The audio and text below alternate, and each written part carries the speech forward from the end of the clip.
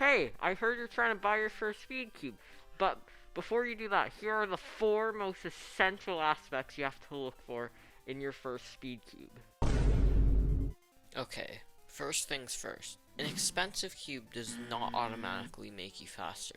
Now, with that out of the way, the first thing you need to look for in your first Speedcube is the price. But the first thing you need to do to decide your budget is to decide how invested you'll be in the hobby. If you decide your goals, that can heavily impact how invested you will be in cubing. For example, if you're aiming for sub 20, you will be quite invested in the activity. Keeping in mind you can always upgrade later. If you don't end up cubing for a while, you may run the risk of blowing a lot of money on your first Speedcube.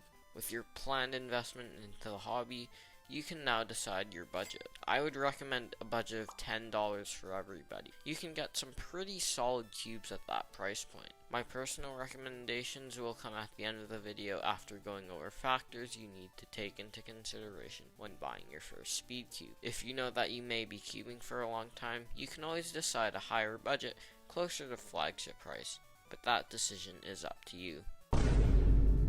Now that you have your budget set, you now have to find the best performing cube for your budget. You'll have to watch a lot of reviews to cement your decision depending on what type of person you are. Some aspects you may want to look for in a good cube for you and your budget are speed, magnets, out of the box performance, finish, meaning the matte or glossy feel, and potentially customization if you are into that part of the hobby. An amazing cube which is good out of the box, fast, stable, and customizable is the RS3M 2020. You may want a very controllable cube, or you may want a very fast cube, but that will be up to you to decide and research.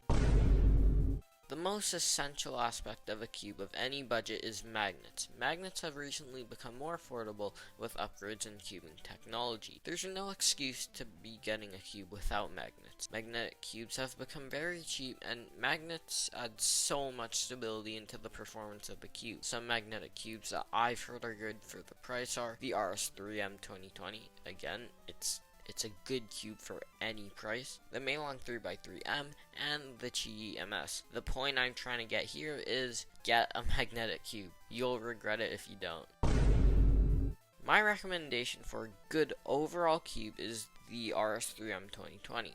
I may have a little bit of bias as seen in the video, but a lot of cubers will agree with my opinion. I've also heard that the Melon 3x3 is a strong option as well. You can, of course, go research some cubes on your own, but I'll leave links to those puzzles in the description. They are not affiliate links. So, now that you know what to find in your first Speedcube, go get one. Cubing is a very fun hobby, and it is quite easy to get invested in. Please subscribe to the channel and like the video. I hope that you enjoyed this video, and I'll see you next week. I'm out. Peace.